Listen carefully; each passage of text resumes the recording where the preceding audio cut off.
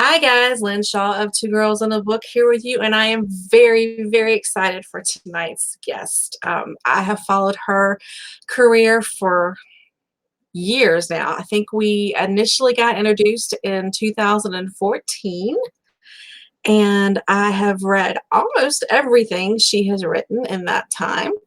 My guest tonight is, and she's going to kill me when I mispronounce her name, Carolyn Ridder Aspenson. And she is I hope I at least got part of it right. We're just gonna call her Carolyn and be done with it. But she is the author of, gosh, probably 30 or more books and novellas and collections now, and she's been very, very busy in the time that I have known her. She is a fantastic writer of both cozy mysteries, paranormal mysteries, and she's diving into some new things that she's going to talk to us about tonight. So, without further ado, that didn't work. It says you're coming.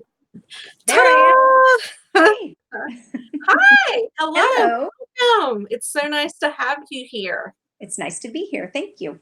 Why don't you introduce yourself and just tell everybody a little bit about your, just a brief little synopsis of your writing career as a whole, kind of what you've done in the last, how long have you been writing? 10 years, 12 years? 8 maybe? Okay. 8 years? Right. I'm not sure. Math. I didn't warn you there was going to be math. I'm sorry. I just threw that. Sorry, math is not my thing. Well, first of all, I am not the world's greatest grandpa, like my shirt says, but I'm not even a grandma yet, so that's good. Like you said my name right, Carolyn Ridder Aspenson. It's Aspen and Son. That's all you have to do. Took me a while. I have been writing since 2012, and oh look, people are coming in. Hi. And I started out with my Angela Panther books, which is a paranormal mystery series. Not cozy. She's a little more rough around the edges. There's a little more intense stuff in her books. And then I started this group of authors on Facebook, this collective, and most of them were cozy mystery authors, which are kind of like the Agatha Christie books, the Murder, She Wrote TV show. So I decided I'm going to give that a try. And I've just rolled with it. I've got 4 series. 4 series now. Maybe, 4, so I have to count them. 4 series in the cozy market, and that are paranormal and just regular humans. And I've been doing it since 2012. I'm writing a lot every day. Yes, those have been rolling out, and they are fun little reads as well. So let's see. We have Jenny Bynum, who has joined us this evening, and I know Jenny has read some of your books because I have recommended them to her, and I also gifted her a few of the Angela books. So. Thank you. And Melanie is actually an author herself. She's been on here a few times. We have a blast. We really take the show off the rails when she comes on here. There's no agenda. There's no focus. It lasts for hours when she comes on. We're really a hot mess when she gets here. So we thank you guys for being here with us. I'm sure we'll have some more people popping in as we get a little further into this. Very excited to have this new program, hoping everything works out well on it. Have this fancy little agenda over here I'm going to use tonight to kind of get things started a little bit. Like I said in the opening, I was introduced to Carolyn in 2014 when I started my blog, Two Girls and a Book. I was looking for authors who needed reviews and who were willing to give somebody who was a newbie and had no followers, no nothing, basically, a shot. And I joined tons of groups and things, and I came across a post that Angela had made in a review group, tongue-tied. And she was looking for reviews for her Angela Panther series. So that's kind of how we got started. And I read that first book.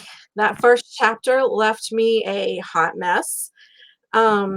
that first book was just all the feels and everything about that. And I'm trying to, Thank I you. know I have a copy of it down here somewhere.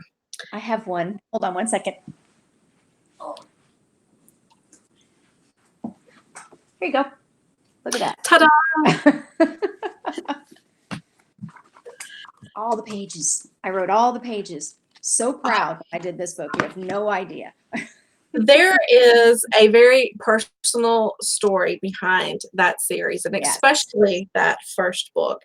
Yes. If it's not too much, can you tell us a little bit about that?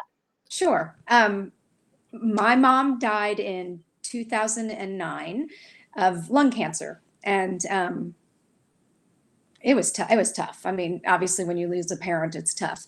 But I don't know why. She was living with us the last 4 months that she was sick, and I struggled. I mean, everybody struggles when a parent dies, I would assume.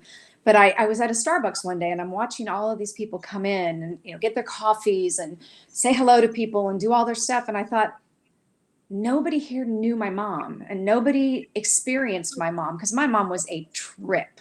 She was a Chicago Italian girl, woman, talked like a truck driver, but fiercely independent, did not care what you thought. Her opinion mattered. And, OJ Simpson was innocent because the glove didn't fit, all that. She was, she was all about her opinions and being nosy in my life. And so I decided to write a book. And I have a friend that worked at Starbucks. And I said, I'm going to write a book about my mom. Do you think you could look at it? Because she used to work for one of the big publishing houses. She said, yeah, I'll read it, and so I started writing it, and it was this, my mom died today, depressed thing. And I'm like, no, my mother was not like that. She was funny and she was fun to be around.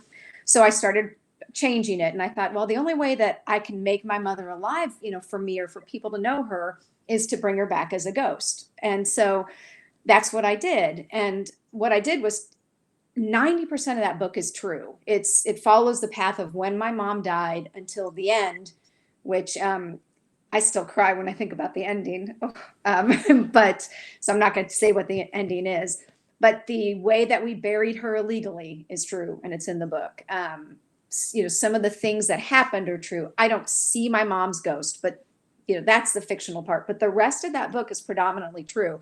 Like I said, how she was buried, how my father, things that my father said to me, how, phone calls and things. And so I gave it to my friend at Starbucks, and she sat me down. She goes, girl, you can write. And I went, oh, okay.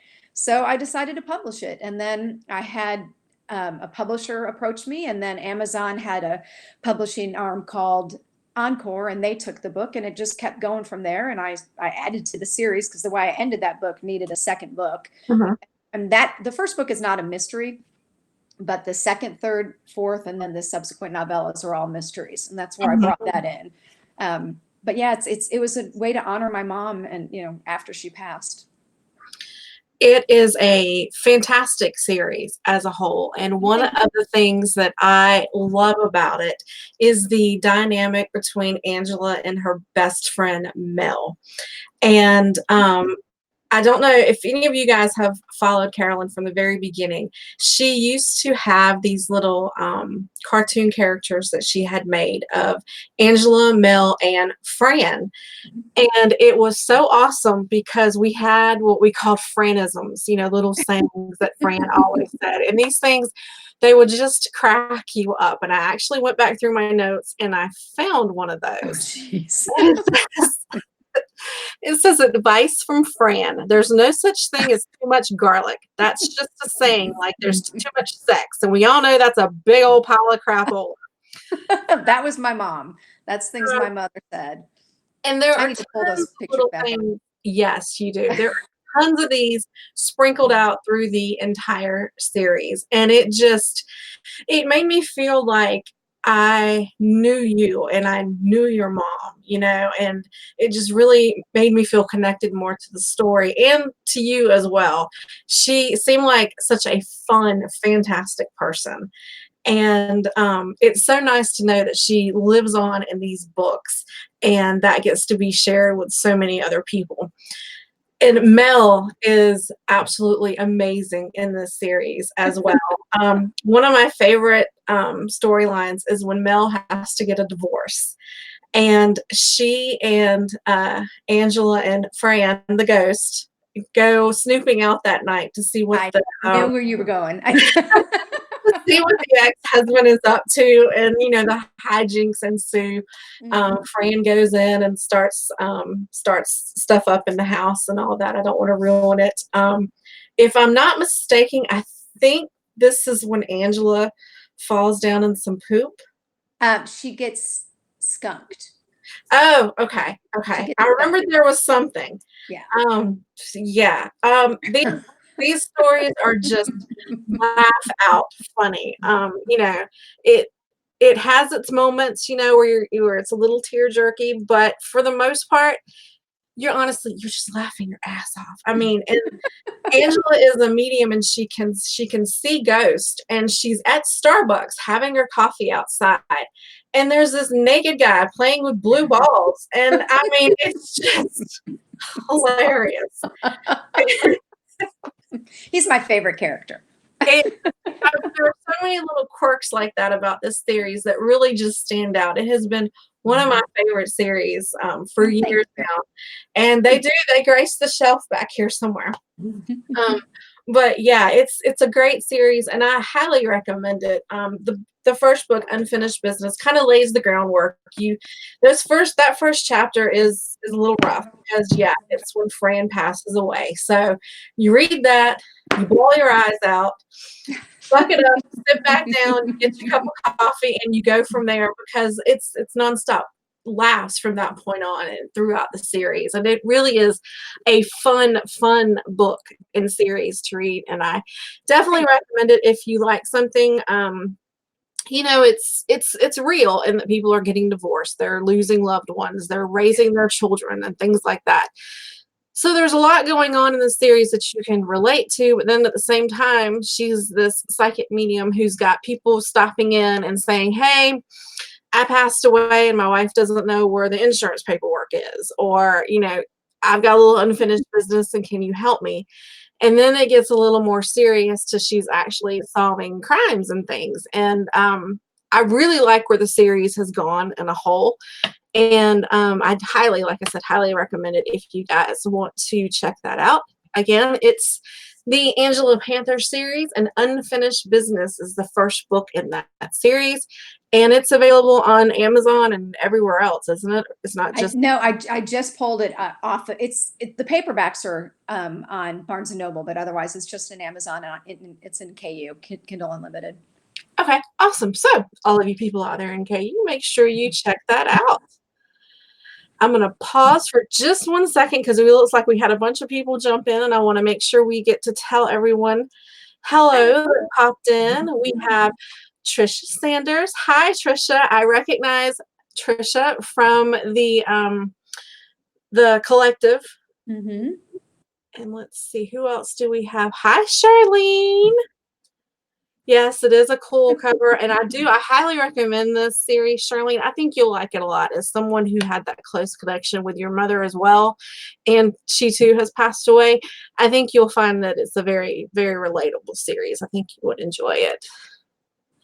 Let's see. Yes, Jenny commented as well on the relationship between Mel and Angela and Fran. Yes, it's a great series. A lot of the comments between the interaction between Mel and Angela are actually my best friend and I conversations we've had, because she was going through her divorce during that second book. So we did things like I went on Match.com and tried to find her dates, and she was all worried that she'd never have sex again. She'll kill me if she luckily she's not on Facebook, but so I'm like, you're going to have sex, so which she has, but we don't discuss that on Facebook. But so a lot of those conversations are actually things that we talk about. My stepmom said, do you guys actually say those things to each other? I'm like, yes. so we do. And unfortunately, she lives far away. But it just makes it that much more real and relatable, because the things that happen in those books, could happen to any one of us. Yeah. So yeah, it's definitely It's a great series. Make sure you guys check out some of my reviews for it as well. You want to have your Kleenexes handy. You Yeah, I you need want to have your coffee handy because it's just a must. It sort of goes along with the to. story. And Yeah. be prepared to laugh a lot. If Thank you've had children and you're a peer, you may pee. Um, it's really just that funny. It really is. I can't say enough great things about the series. I have Thank you. loved it and I highly recommend it. I think you guys should check it out as well. Thank you. So moving on to another series of your, oops, there we go. Moving on to another series of yours.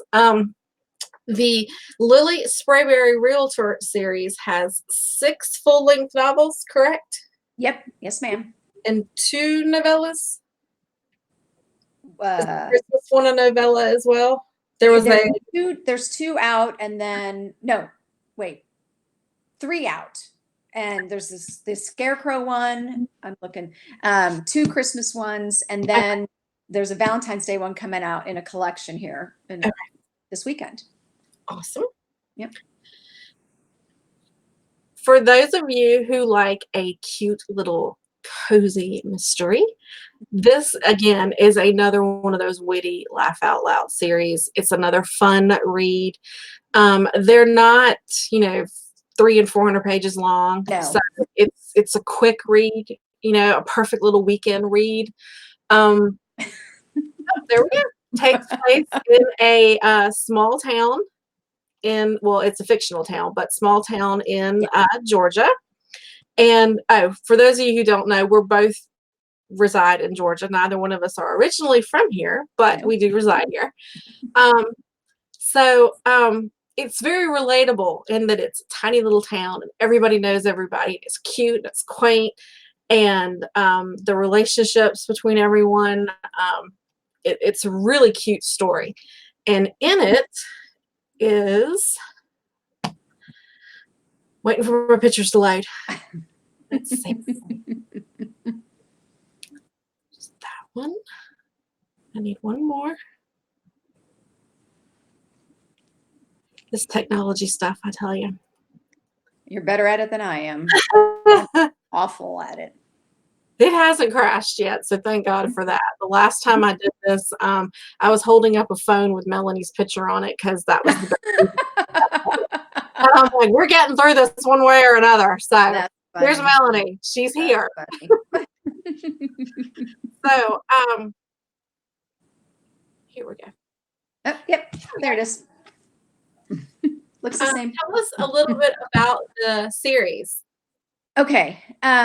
Lily, somebody asked me the other day why I decided to write her, and I don't know. I really have no idea what compelled me to write about a realtor. I'm not a realtor. I've never been a realtor. I don't know anything about real estate. I have a friend that does it who I call often and say, what does this mean? Give me some words that I can use in my book or something, that's real.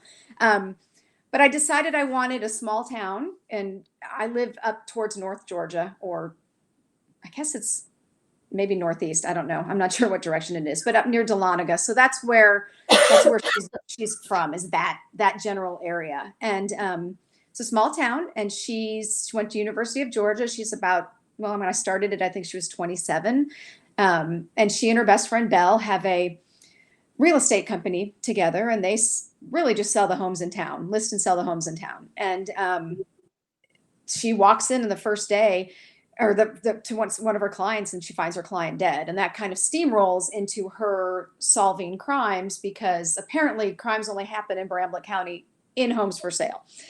So, yes, it is a reoccurring thing. Yeah, and it's a small town, so a lot of people are dying. So they gotta grow that town somehow. But she happens to have to deal then with the sheriff, who is a new sheriff and is her ex-boyfriend from all of high school and part of college. And one day he just up and dumped her and moved to Atlanta and became a cop there. And he moves back to Bramlett County. So they are doing that, moonlighting thing back and forth, that don't like each other. Well, he liked her the same whole time. She was iffy because she didn't want to get hurt. So they end up moving forward with their relationship. And then in the second book, I thought we need this. It's not as fun as I wanted it to be. So I brought in actually four ultimately older characters. They completely steal the show. They I do, and they are fun with to write. you, I said it was like the Golden Girls meets Steel Magnolias because And I stole that. they are just a complete and total hoot. And honestly, I could read a series just about the four of them. I have considered that actually. They could have their own little spin-off, and I would Yep. so read it. They're a lot of fun. They're it's four older people, and they're kind of sort of couples. They swap fellas. I don't. They're friends with not with benefits, but they like to think that there's a possibility of benefits. So because they're old and they don't, they don't care. They just want They the don't company. care. They don't have filters. Yep. I think Yep. they are fantastic. It's Yep. Sometimes Bonnie likes Old Man Goodson. Sometimes she Yes. likes, what's his name, Billy Ray better. So Mhm. she just goes whichever one she likes better. And Henrietta does the same thing. That's how I'm going to be when I grow up. I'm just going to have my best friend and I swap guys. So. I'll tell my husband later. But they're fun. They're a lot of fun. They do, and they steal the show. And of course, a reoccurring theme in all of your books, there is usually a sidekick for the main character. And for Lily, it's Belle. And she is exactly what everyone wants in a best friend. Belle has got her back through thick and thin. Yep. If someone starts bad mouthing her friend or talking smack or anything like that, she just busts out her high heels and she is on it. Yep. She's a little feisty. She can be feisty. I like her a lot. Yeah, I think if I had to pick one person in the book that I could probably relate to the most, or that I would even want to be, it would be Belle. Because yeah, me too. I have that. Yeah, I hope I have that quality that might, if something like that happened, I'd be the one that jumped up and said, "Now you wait just a minute." Yeah. That's my friend Charlene you talking about. Yep, and that's how she is.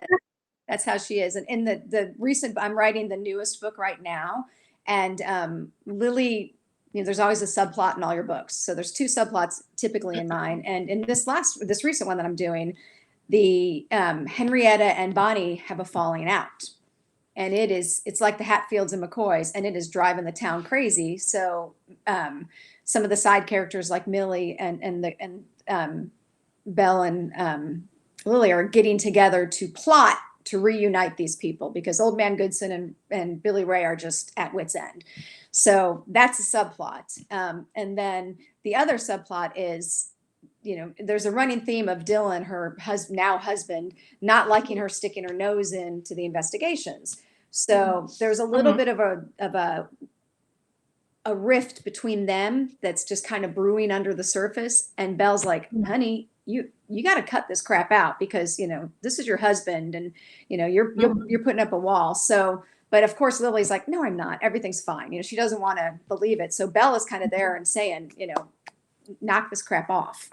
So there's some inner conflict going on in this one that I think is kind of juicy, and I'm excited about it. But Belle she's sharp. She's funny. That's really interesting.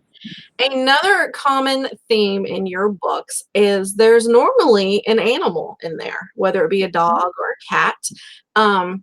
In the Angela series, you have Gracie, who was actually based on a dog that you owned.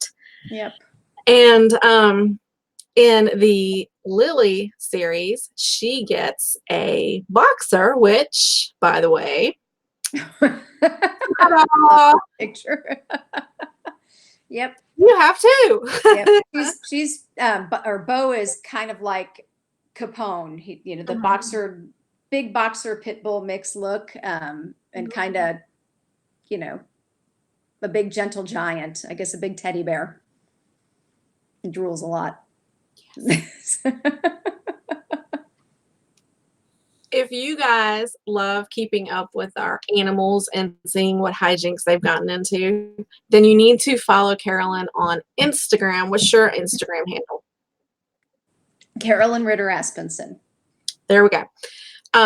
These little guys are constantly on there making an appearance, and trust me, they're busy. I think at Christmas they got into Oh my gosh, the wrapping paper.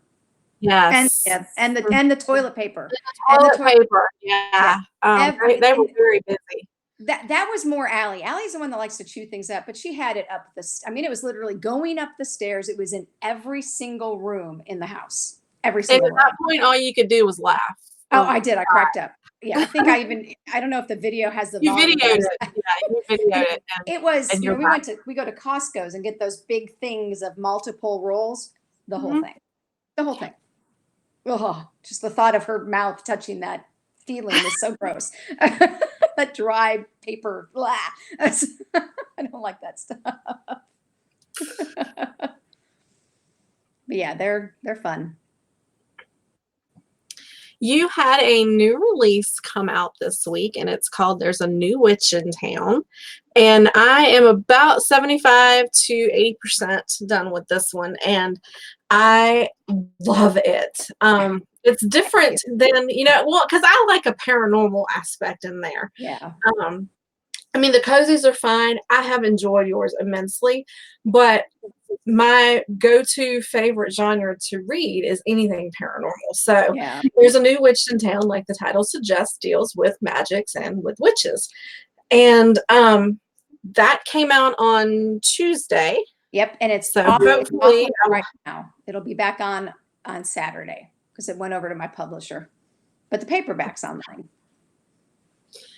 is the cover or anything going to change? Everything's still going to be the No, same? everything's going to be the same for now. My covers may change in the next 6 months, but it's going to be the same for now. Look, there's Cooper on the cover. Speaking of Cooper, as we've said before, there is always a theme of having pets in your books. And There's a New Witch in Town, the main character owns a cat, and the cat's name is Cooper. And whenever she's feeling down or stressed or worried or anything like that, Cooper likes to climb up on her chest and snuggle into her neck and lay across her face. And you just so happen to have a Cooper of your own. I have about 50 pictures just like that too. There were 4 or 5 in that reel that I pulled this one from. I felt like this one really captured the essence of Cooper and the face plant there. Yep. That's how he looks absolutely as comfortable as he could be. Yep. He's very secure in his manliness with his pink collar. Poor guy. It was the only one with a bell. That was the only one with a bell, and he needed the bell. So. He is beautiful. He really is. And I think it's so great that you have, even though you write all these different series and they're all so different, there are certain things that tie them all together, whether it be the animals, the feisty sidekick. There's usually some underlying secondary character that kind of comes in and steals the show a little bit. So I think it's awesome that even though they're all so different, you can kind of bring it all together for your fans, because there's going to be something in there that really ties it all together and makes it essentially yours, so to speak. I try. Pets are a big thing for me. Now, this one came out on Tuesday. Now, is this a standalone or is it the beginning of a new series? It's the beginning of a series. There will be 2 more this year. If I were self-published still, I would probably write more because I think this series is going to do well. But we're doing 2 with the publisher. We're just doing 2. And I struggled with this at first because I've never written something about a witch. So I did a lot of research, and then it just got rolling. I really enjoyed it. And I have a group of women. I'm not allowed to talk about the Mystery Squad outside of the Mystery Squad, but the first rule of the Mystery Squad is you don't talk about the Mystery Squad. Exactly. And they all helped me with it because most of them, or many of them, have written a witch cozy. So that was very helpful. But I enjoyed it a lot more than I thought I would. At first I struggled, but once I got the groove going, I enjoyed it. And I have like literally 20 book names planned. I don't think I'll write that many anytime soon, but they're all themed after music, after songs. Like the first one, There's a New Witch in Town, is from the Eagles. There's a New Kid in Town. The next one is Any Way You Witch It, which is Steve Perry's Any Way You Want It. I was going to say, there's got to be some Steve Perry in there. If you follow Carolyn, then you know she absolutely loves Steve Perry. He is mine. Back off, women. Every time I hear a Journey song or I see a video come on for them or anything like that, you instantly pop into my mind. I get text messages, private messages, emails from people that I haven't seen in 20 years that say, Steve Perry's on TV tonight on this channel. I'm like, oh my gosh. And a friend of mine saw him in a restaurant and he said, Steve Perry's here with some girl. And I'm like, take a picture, go talk to him. And he took a picture and I'm like, that's his daughter. Because of course you know, because you saw just that hard. Well, come on. If you saw her, you would know because she looks just like him, poor thing. But he didn't go talk to him. I'm like, just bring the phone over and say hi. Put me on the phone. He wouldn't do it. Rude. I'd have totally. I'd have been like, I apologize. I have this friend who adores you. Exactly. I would do that for someone. But yes, so I think the next book is Any Way You Witch It. It might be Witch This Way. I'm not sure which one's going to be next, but one of those two. So they're all after 80s songs, which I just had a blast doing that. They just started rolling out of my mind when I did that. That is so cool. Can you tell us a little bit about what There's a New Witch in Town is about? Sure. Her name is Abby Odell, and she is just, a regular person. She's a cozy mystery writer, but she's a ghost writer for a well-known, best-selling, like USA Today best-selling cozy mystery author. So that woman doesn't write her own books, which oddly does happen. And it just fascinates me that people do that. For the record, Carolyn does not do that. I can attest. I've seen pictures of her sitting in her computer typing. I've seen her at Starbucks. Yep. I get messages all the time. Will you read this and tell me if it sucks? Yes. But so Abby, her mother dies, and when her mother dies, right on her deathbed, she tells her she's a witch, and she's like, okay, whatever. Whatever. And then she lives in an enchanted town, which she doesn't know is enchanted. But when she gets her powers, because her mother had a binding spell on her, so when she died, that spell was, voided. She has these powers, and she starts, rubbing her nose, and things happen. So, she'll do this, and the water bottle will fly across the room, and she figures out that something's up. So she talks to her mom's best friend, and that's when the story starts to unfold. And she finds out that she's got an aunt and an uncle that she never knew about. And she believes they're trying to kill her because they want her powers. Abby is told she's a very powerful witch, and they want her powers because they were banned from their community. They don't have their powers anymore. So they want them to have powers.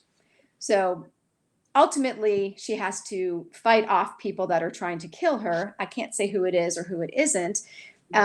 But there's a big twist in the story. And I was really proud of myself on that twist because that was not my plan. The book just did that.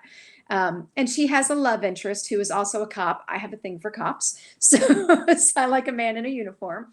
So he is he's the chief of police, and he's a widower. Men are widowers, right? Widower. And I'm not sure. But she has a thing for him. She has a crush on him, but she doesn't really talk about it. But you start to see that happening. Her best friend mentions it, but she kind of pushes it off. And you kind of see he might be interested in her, but he's pretty held back and reserved. And so you don't know for sure. So that will be growing. And there are a few different characters that are going to come in and out. And she has a best friend. And I'm actually trying something different where the best friend is not as active in the story, which probably won't last. I did notice that in this one, and it appears that she's going to have to keep things from her best friend. Yes, well, because her not normally something that happens. So yeah. So she's struggling with that, and that's going to be an underlying subplot is how she deals with this. So at this point, she's kind of backing off, but she can't do that for long. So she's, you can't walk away from your best friend like that. So it's going to be interesting because you're not allowed to tell anybody that you're a witch. But I generally have a big mouth, so I suspect that Abby's going to have a big mouth eventually too. But her goal in this book is to figure out who's trying to kill her and if her mother was murdered, who murdered her mother. And she finds out in the end, and she learns more about her powers. And she has a familiar named Cooper, the cat, and he's a little snarky. And he's to me, he's the best part of the book. He tells. I was gonna say I love him. Once because I didn't want to say anything to spoil it, but you said he's our familiar, so I can talk about him now. Once he's able to talk, he becomes that sassy sidekick that, like I said, you have these common themes throughout all the stories. There's always a sassy sidekick. In this case, it happens to be the cat, but it's perfect. Yep. It's absolutely perfect. He's a little snarky, and he says what he wants to say, and when I envisioned what he would say, he's kind of, I don't know if you ever saw that movie, Fast Times at Ridgemont High. Yes. Okay. He's kind of like a not stoned Spicoli. That's kind of how I picture him. Like, he says what he thinks. He's kind of a little off, he doesn't really care. Things don't matter. He likes his tuna. That's really what's most important. I mean, tuna kind of extends past keeping his witch safe sometimes. Like, if there's a can of tuna in the room and she's in danger, he's going for the tuna because it's tuna. So that's kind of how cat instincts take over there. Exactly. The real cat's gonna be that way, a little more aloof and be like, well, I need to tend to me. Yep. And he has a backstory that's going to come out more in book 2. I think I might have alluded to something about him, but unless it was hard to catch. So, and I may have taken it out. I honestly don't remember, but it was very brief statement about what his previous life might have been, or how he's going to tell her about his previous life at some point, because he might not have always been a cat. He does talk about how old he is. I do remember him touching on that. Yes. So by the time I got to that point, everything was really rolling and it was getting late and I really needed to go to bed, but that wasn't happening. And I was really trying hard to finish it, to have the review up today and be fully prepared to go like, I read that this week, and that didn't happen. So, but I'm almost done. If I don't finish it tonight, I will definitely finish it tomorrow night, but I've thoroughly enjoyed it. Yeah, it was fun. It was fun to write, and he's the best part of the book. So he's going to be doing some fun stuff in the next ones. Definitely is. I have a dog sniffing. Mm-hmm. I hear blowing coming from under the door. Yeah, I've got that too. Okay, you mentioned very briefly earlier. Oh, there's a whole foot under there now. You mentioned briefly earlier about a new collection that is coming out. Did you say it's coming out this week? I believe it's on Saturday, 25th. Yeah, 25th. It's a collection of Valentine's Day mysteries. So, which one of your characters is going to be featured in this collection? Yes, Lily will be in that. Are you letting the dogs in? I am. Good. Well, she stuck a foot in there, and so I couldn't resist. Yes, this is my book in there is a Lily book. It's a short one. It's probably, I think, 12,000 words. But it was a fun book to write. I liked that storyline a lot, and I was kind of surprised that I could get it closed, written and closed in such a limited amount of words and make it. I thought I did it justice, which I'm very critical of my work. I never think that, so I was pretty proud of myself on that. Stephanie D'Amour is the author that put this collection together. She's got some really fun, cozy mysteries, and she's just releasing a I believe it's a young adult, but I honestly can't remember if it's paranormal. I should know this because I saw the cover. Yeah, the one with the butterfly. Yeah. Yes, it is a YA paranormal clean read. Yeah, and it looks like it'll be pretty good. I love Stephanie's writing, so when she asked me to do this, I jumped on it. And there's of course, Jenna St. James is in it, and she's right. She writes seriously funny books. If you like the older women characters, she's got a series that she They're pretty fun. You guys have to check out her books. Ava Mallory is in it. She's one of my favorite writers. She's just one of my favorite people. She's a lot of fun. K.M. Waller, I call her Kizzy. That's that's what she goes by. She's also got a good book in there, and she's got some fun series out. And Rachel Stapleton, who I would kill to look like her. She's a great writer too. Sam Cheever's in that. She's a Wall Street Journal, USA Today bestselling author, and she's got some paranormal books. Gretchen Allen's in it.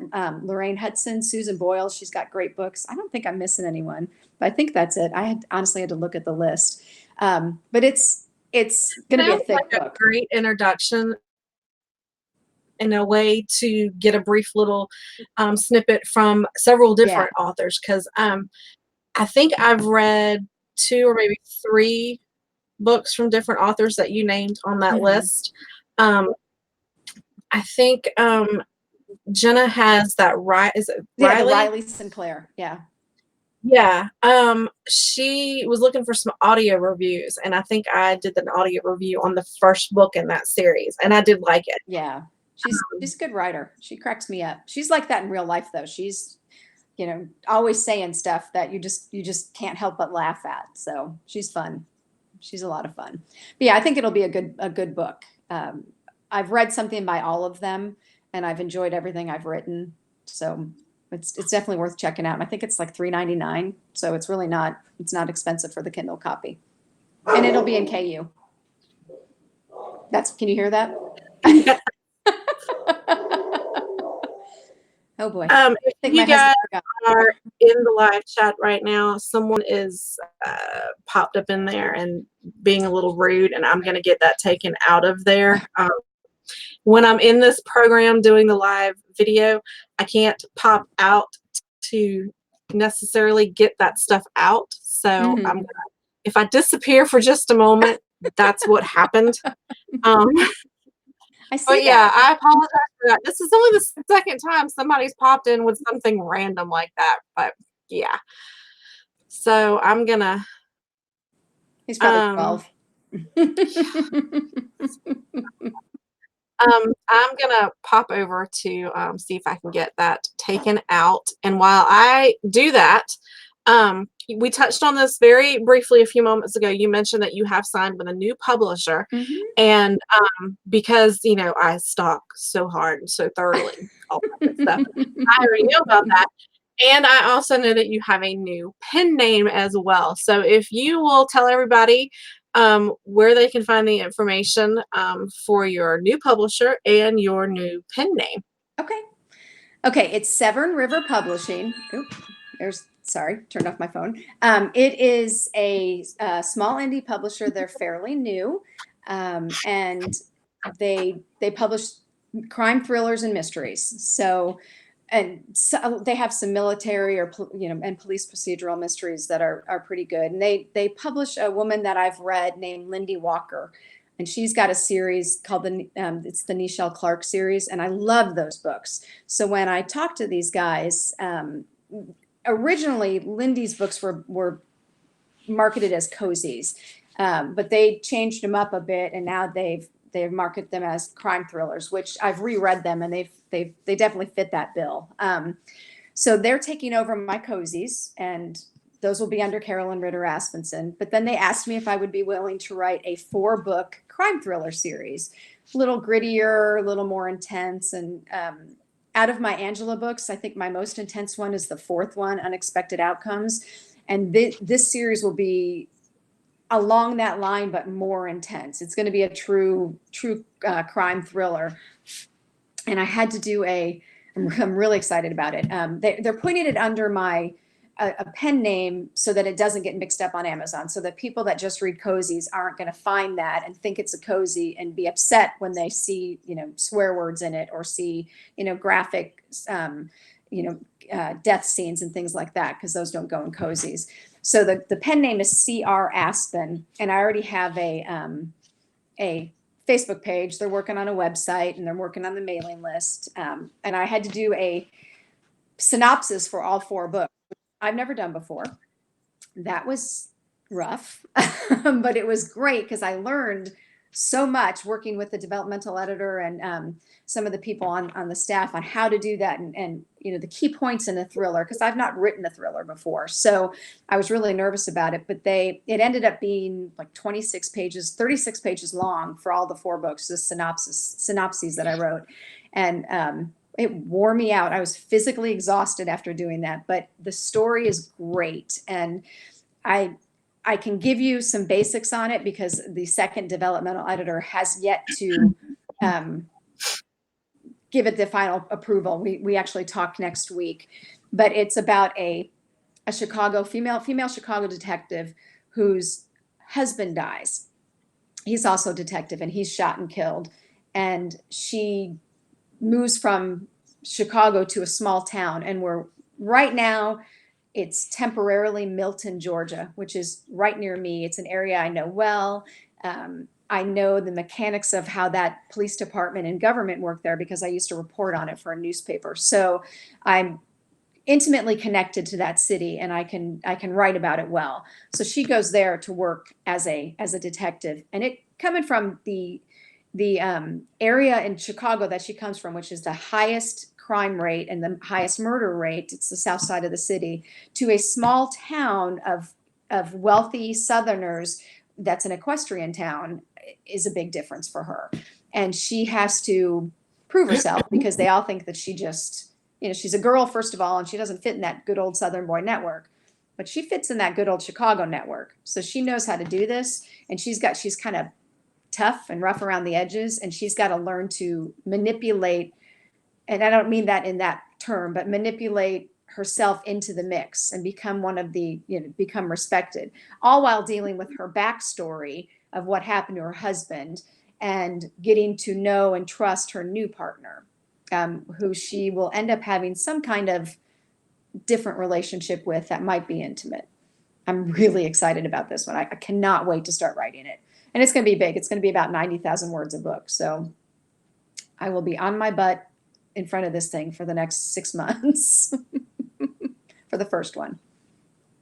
So that's about it. Sounds awesome. I'm very excited for the new series, and I can't wait to see what happens with that. That sounds fantastic. Yeah, it's going to be fun. We are going to open this up to a little Q&A now. If any of you guys have any questions for Carolyn about any of the books that she's talked about here, or anything that she's got going on with the new publisher, as well as any questions about Cooper the cat or the puppies. If you guys want to go ahead and post them in the comments, we'll give them a few minutes to start popping up over here, and then we will get them on the screen so that she can answer them for you. And I have reported the gentleman who keeps popping in and making the comments, and I keep removing them as they pop up. It looks like he's thrown in 1 or 2 more. Just ignore him. He has issues. That's okay. I feel bad for him. Trolls are trolls, right? It's pretty sad that this is the highlight of this Thursday night at 8:18. Exactly. But yeah, if you guys have any questions, anything you want to know about the series that we have talked about here, we've talked about the Angela Panther series. We've talked about the Lily Sprayberry series, the new series that has just come out with the first book, There's a New Witch in Town. So any questions that you guys have, let's see, we've got some stuff popping up over here. Let's go with Tammy. Tammy has a question. She wants to know how long you've been writing. Well, I've been writing forever, but I started writing books in 2012. Prior to that, I majored in journalism in college. So prior to that, I did some freelance work for blogs, and I reported for 5 newspapers out here in the Metro Atlanta area. I had a monthly column in a women's magazine for a couple of years. But I didn't like that. I just wanted to write books. I was the person when I was in my professional career, which was in the insurance industry, something totally different. In that previous life, I would get letters or things from the president or presentations, and I'd correct them and go, no, no, no, this sounds bad. So I've always been doing some kind of writing, but I started writing books in 2012, and like I said, because of my mom passing, and that's just kind of it's become a career. Yeah, I wasn't sure what would happen, and it's become a career. I'm enjoying it.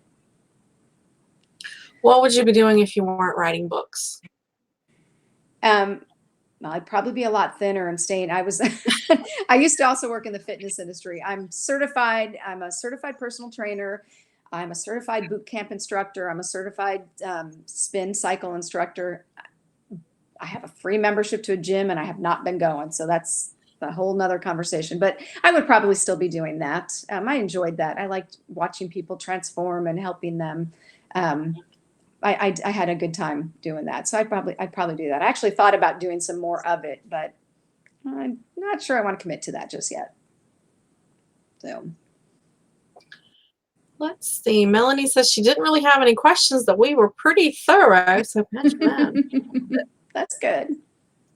That's good. Because let's I can see my dog outside. They want to come in, but I'm not letting them in. So. Let's see. They show up in the software for this video sharing that we're doing a little slower than what they show up on Facebook. So bear with me if you've posted something and we haven't answered it yet. Here's a couple popping in now. Okay. Trisha wants to know if you are a plotter or a pantster. I am a pantster trying to be a plotter. That's funny, because I really would have thought that you were a plotter. You just seem well put together.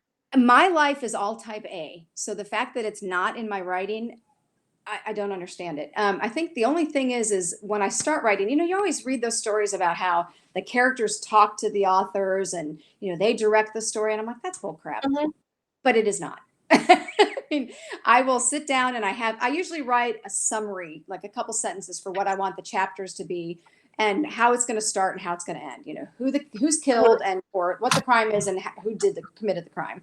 And then the characters usually change their minds throughout the story. So I'm trying to plot more because I definitely need to for this thriller. I mean, the editor and I are going to have an actual outline.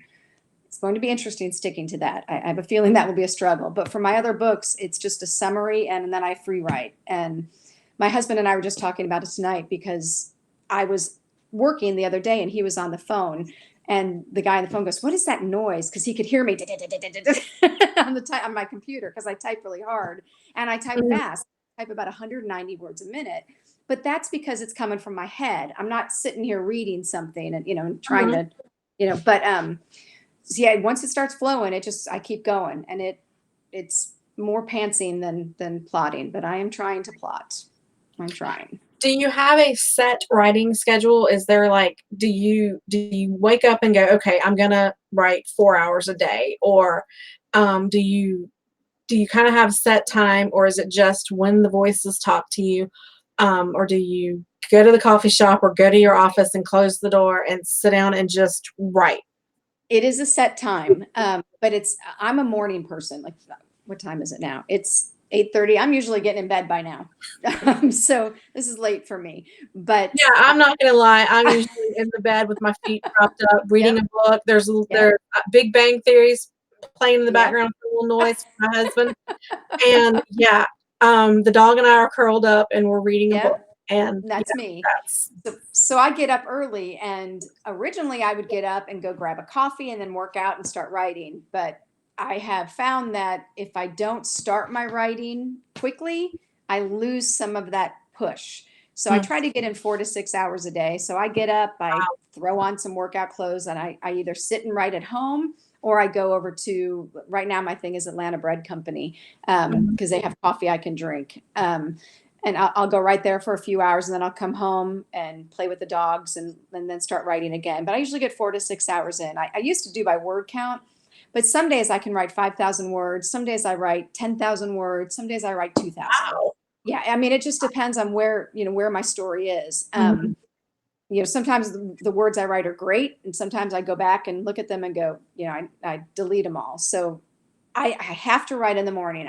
This time of night, my brain is not, it's not there. It's not seeing it. And my eyes get tired from looking at the computer that much. That's why I have these Mhm. now.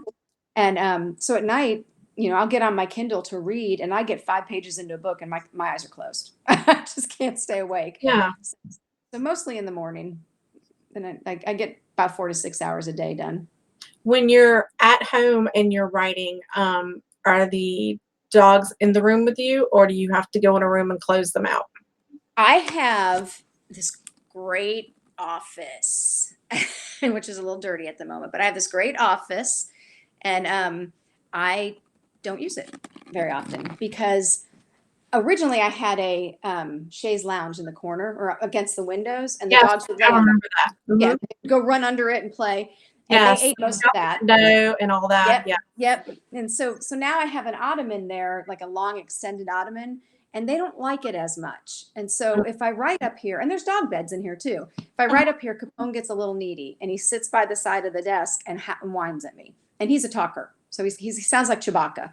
So he doesn't like that I'm up here, and because he wants to be where I am.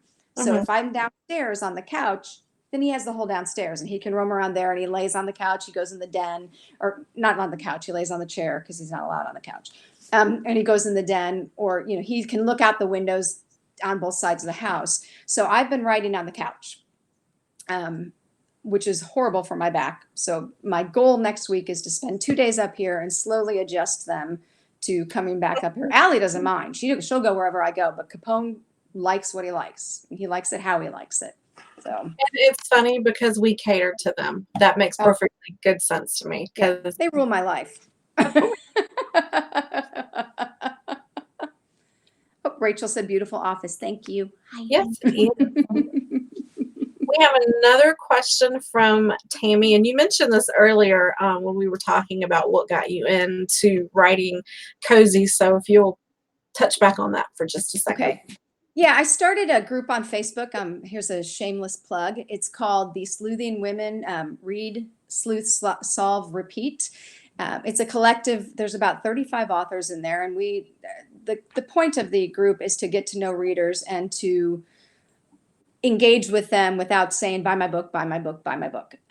So we've got about 3,000 members in it, and most of the authors write cozies because cozies are very popular. And I wasn't writing cozies at that time, and I thought, well, if these women are reading cozies, they're not going to want to read Angela, because Angela Panther, she talks about sex. She, there's swearing in the books, and I thought that's not cozy. Cozies are not that style. So I decided to write cozies to, appeal to a different audience. And I found it was funny. Once I started writing those, they all read my Angela books and loved them. So I was like, that's great. But yeah, I just decided that that was a market that I thought I could write well in, and that I thought I could do well in. And I already had a base of readers that would read it. And so I picked it. And I love the Hallmark mysteries. And those are basically what I write, that kind of stuff. So they're a formula. They're not too hard to write. It's just thinking of a different story for each one of them. It is a great group, Rachel. Thank you. I'm glad you're there. There's a couple authors in here now. Trisha, Jenna, Rachel. They're all part of that collective. I know I recognized a couple of the names. So yeah, I'm so glad you guys joined us tonight. I have to say, I am loving this new program. If any of you are interested in checking it out, it's called Be Live, BELIVE. And you can upload up to 3 videos like this a month, and it's free. You can have your little logo up there like I do. You can add the pictures in and things like I did. And I believe you can have up to 3 people at a time, 3 guests at a time on there.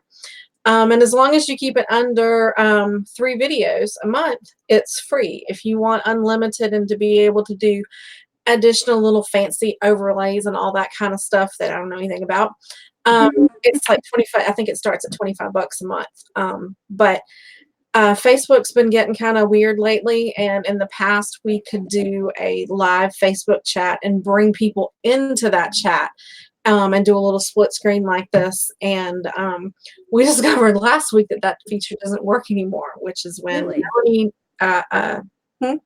I didn't know they did that. I didn't know they switched it.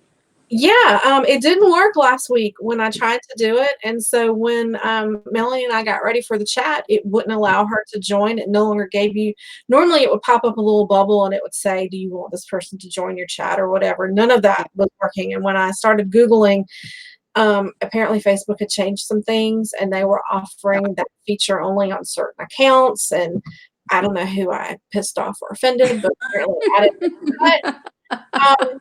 So I didn't get that feature. So in order to not, make it a total loss that night, I literally sat here and held up my phone, That's so and funny. she was on here talking, and we went like that. And I'm like, I got to figure out something, before Mhm. next week. It's a pretty laid back form, and it can be kind of short and concise for 30 or 40 minutes. Or when Melanie and I get on here, we get oblivious to everybody else that's chatting with us, and 2 hours later we're like, well, crap, we should wrap this up. So, That's a good sign. it's a lot of fun to do this. And Facebook it's making it so hard to share things and to get things out Yeah. there. And so I'm always looking for ways to get my blog out there and to promote and be able to talk about the authors and the books that I love. And so hopefully this is going to continue to work, knock on wood. Mhm. And we'll see what happens.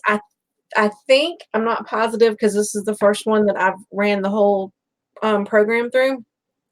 But I think it will record it and I can upload it to YouTube after the fact as Oh, well. wow. So we'll see if that works or not.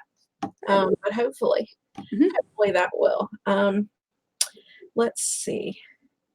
It doesn't look like we've had any other new questions pop in. If you guys come back in after the fact and watch the video after we've already ended the live, feel free to post your questions in the comments, and I'll make sure that I or Carolyn respond back to you, depending upon whichever one of us you left it for. But Yep. we appreciate you guys joining us tonight. I hope you had as much fun learning about all the fantastic series that Carolyn has out, and as well as the dog, because Lucy popped in briefly earlier. I think somebody commented because I moved the camera so her head was like right there. Never a dull moment. Thank When you for having me. I enjoyed this so I much. did Thank too. you so much for being on here. And like I said, you guys, if you think of anything or you got any questions, just come back in and post it later. And I appreciate you guys being here. Y'all have a great night. Bye. Thanks. See ya. Bye.